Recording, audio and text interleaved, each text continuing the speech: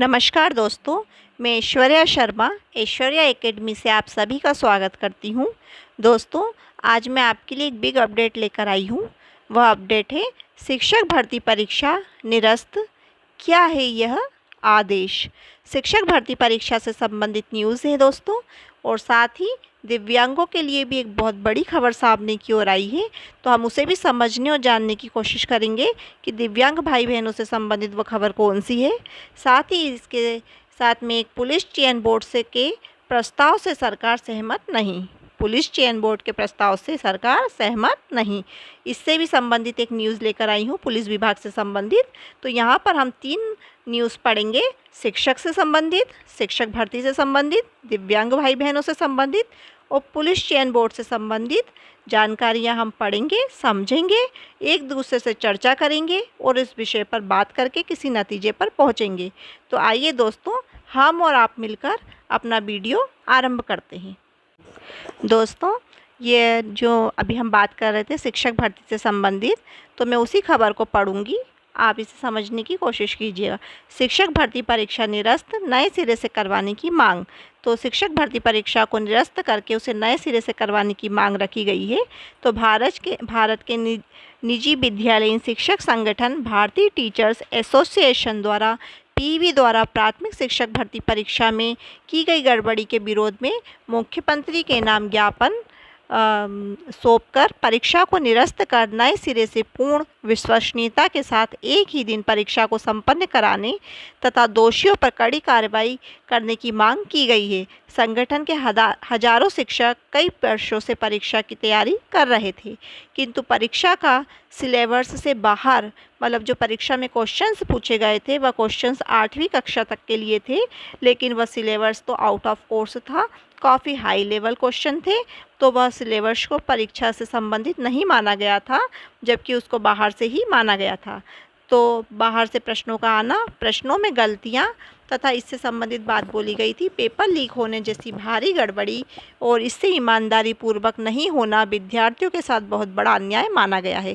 संगठन ने मुख्यमंत्री को पत्र लिखकर कहा है कि भर्ती परीक्षा को निरस्त कर पुनः आयोजित करने की मांग की गई है। ज्ञापन सौंपने के दौरान संगठन के प्रदेश अध्यक्ष सचिन कुमावत जी, नगर अध्यक्ष अनुराग जी कंददोकर, धीरज चौहान, महिला मोर्चा अध्यक्ष सोनल दुबे, उपाध्यक्ष रीना राठौर, सोनिका व्यास, सारिका पवार, रिंकी भोंडे, सुजाता मैडम आदि शिक्षक गुण उपस्थित थे। तो इन सभी ने मांग की है कि शिक्षक भर्ती परीक्षा को निरस्त किया जाए, और क्यों निरस्त किया जाए वह बातें भी इन्होंने यहाँ पर की हैं, और निरस्त करके उसे दोबारा लिया जाए। तो ये तो शिक्षक भर्ती संबंधी परीक्षा से ली गई थी।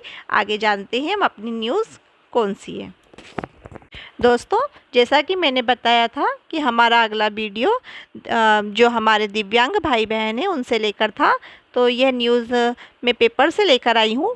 तो ये पेपर की न्यूज़ है। तो ये जनरल कैटेगरी कितने अंक लाकर भी नॉट क्वालिफाइड हो गए दिव्यांग, मतलब दिव्यांग जो भाई बहन थे वह जनरल कैटेगरी से संबंधित दिव्यांग भाई बहन हैं, उन्होंने काफ़ी अच्छे नंबर लेकर आए, लेकिन उसके बाद भी वो क्वालिफाइड होकर भी कितने अंक से भी नॉट क्वालिफाइड उन्हें मान लिया गया था। तो आरक्षित वर्ग के दिव्यांग उम्मीदवारों के लिए 75 पदों पर सिलेक्ट किए जाना थे 225 उम्मीदवार, लेकिन हाई कोर्ट ने सिर्फ 31 उम्मीदवारों का ही चयन किया। मतलब पहले कहा गया था कि 225 उम्मीदवार हैं, लेकिन बाद में मात्र 31 उम्मीदवारों का ही चयन किया गया था, और पद थे 75। तो यहाँ पर उम्मीदवार पहले तो उन्हें क्वालिफाइड कर दिया गया था और बाद में उन्हें अनक्वालिफाइड करके उन्हें हटा दिया गया, मतलब वो अपनी पोस्ट नहीं पा पाए। 2017 के रिजल्ट में अलग अलग जारी हुए थे परीक्षा के परिणाम। ऐसा ही करना था तो दिव्यांगजनों की अलग कैटेगरी ही क्यों बनाई, मतलब अगर उनको ऐसा ही गवर्नमेंट को करना था तो दिव्यांग भाई कह रहे हैं कि फिर गवर्नमेंट ने उनकी अलग कैटेगरी क्यों बनाई, उन्हें क्यों झूठे आश्वासन दिए गए, क्यों झूठे प्रलोभन दिए गए। अगर ऐसा ही करना था गवर्नमेंट को तो सामान्य जो कैटेगरीज हैं जनरल कैटेगरी के अंतर्गत ही उनको रख लिया जाता और उसी नंबर पे उनका चयन किया जाता। इतनी मेहनत के बाद भी इसका नतीजा शून्य बटा सन्नाटा ही उन्हें मिला, तो वह गवर्नमेंट के विरोध में है और दुखी भी हैं कि इतनी अच्छी मेहनत और इतने अच्छे नंबर लाने के बाद भी वह अनक्वालिफाइड हो गए। तो ये तो हमारे दिव्यांग भाई बहनों से संबंधित न्यूज़ थी जो मैं आपके समक्ष लेकर आई थी। तो इसके बाद में अपन अगली न्यूज़ की ओर अग्रसर होते हैं। पुलिस विभाग से संबंधित जो न्यूज़ है तो उसे जानने और समझने की कोशिश करते हैं। दोस्तों, पुलिस चयन बोर्ड के प्रस्ताव से सरकार सहमत नहीं है। यह पुलिस विभाग से संबंधित एक न्यूज़ है, मैं इसे पढ़ के सुनाती हूँ, आप समझिएगा। मध्य प्रदेश में पुलिस भर्ती के लिए पुलिस चयन बोर्ड का गठन प्रस्तावित है, लेकिन पुलिस मुख्यालय ने जो प्रस्ताव तैयार किया है उस पर सहमति नहीं बनी है।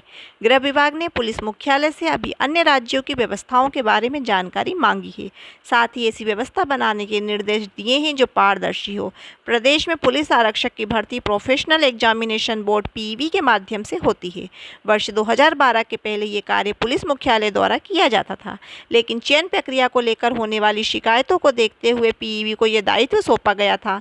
पिछले दिनों पुलिस आरक्षक भर्ती को लेकर उठे सब विवाद के बाद पुलिस चयन बोर्ड के गठन पर चर्चा हुई। पुलिस मुख्यालय ने इसके जो प्रस्ताव भेजा है उसको लेकर गृह विभाग सहमत नहीं है। दरअसल मुख्यमंत्री शिवराज सिंह चौहान, आगे देखिए, चौहान के आगामी पुलिस आरक्षक भर्ती में 50% अंक शारीरिक दक्षता के निर्धारित करने की घोषणा की गई थी। 50% अंक किसने घोषणा की थी? श्री चौहान जी ने, मुख्यमंत्री शिवराज सिंह चौहान ने उन्हें शारीरिक दक्षता के निर्धारित करने की घोषणा की थी। इसके लिए तकनीकी का उपयोग किया जाना है। विभागीय अधिकारियों का कहना है कि अन्य राज्यों में इसके लिए क्या प्राविधान है, इनका अध्ययन किया जाना चाहिए। साथ ही यह भी देखा जाना चाहिए कि बोर्ड को पुलिस भर्ती के अलावा और क्या क्या काम दिए जा सकते हैं। बोर्ड के गठन को लेकर अपर मुख्य सचिव डॉक्टर राजेश राजौरा ने कहा कि अभी इस संबंध में कोई निर्णय नहीं हुआ है। पुलिस मुख्यालय से प्रस्ताव प्राप्त हुआ है जिसका प्रारंभिक परीक्षण किया जा रहा है। मुख्यालय से अतिरिक्त जानकारियां मांगी गई हैं। तो ये पुलिस भर्ती से संबंधित एक खबर मेरे पास आई थी जो मैंने आपके समक्ष लेकर आई हूँ। तो इसमें अध्ययन की ज़रूरत है कि पुलिस चयन के लिए पारदर्शी व्यवस्था बनाने के निर्देश। गृह विभाग ने पुलिस मुख्यालय से मांगी अतिरिक्त जानकारियाँ। तो इस पूरी जो न्यूज़ है इसे पढ़कर आप समझिए और समझने के बाद कोशिश कीजिए, क्योंकि इसमें जो पुलिस विभाग ने जो भी बातें पहले रखी गई थी वो बाद में पुलिस भर्ती के बाद उसे मान्य नहीं किया। इससे पुलिस विभाग भी काफ़ी कुछ खफा है, कहीं ना कहीं पर वह दुखी है अपनी नियुक्ति को लेकर। वहीं पर दिव्यांग भाई बहन भी अपनी नियुक्ति को लेकर दुखी हैं कि जैसा कि प्रलोभन शुरू में दिया गया था वैसा मान्य नहीं किया गया।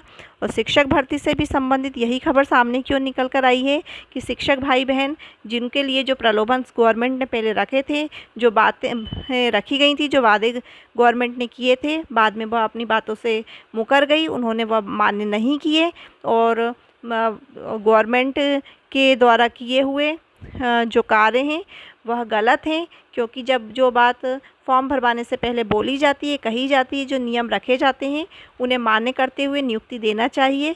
बच्चे मेहनत करते हैं, पास होते हैं और पास होने के बाद जब नियुक्ति उन्हें नहीं मिल पाती है तो वह अत्यंत ही दुखी होते हैं। गवर्नमेंट को ऐसा नहीं करना चाहिए। हम सभी भाई बहनों को आवाज़ उठाना चाहिए, गवर्नमेंट के कानों तक आवाज़ पहुंचाना चाहिए। जब तक आवाज़ नहीं उठेगी नियुक्ति नहीं होगी, क्योंकि नियुक्ति तभी होगी जब नियुक्ति प्रक्रिया सही ढंग से हो पाएगी। अगर आपको मेरा वीडियो अच्छा लगा हो तो लाइक शेयर अवश्य करिए। साथ ही आपसे निवेदन है कि पशु पक्षी जीव जंतुओं के लिए अपने घर के आंगन में, घर के किसी कोने में पानी भर के ज़रूर रखिएगा। धन्यवाद।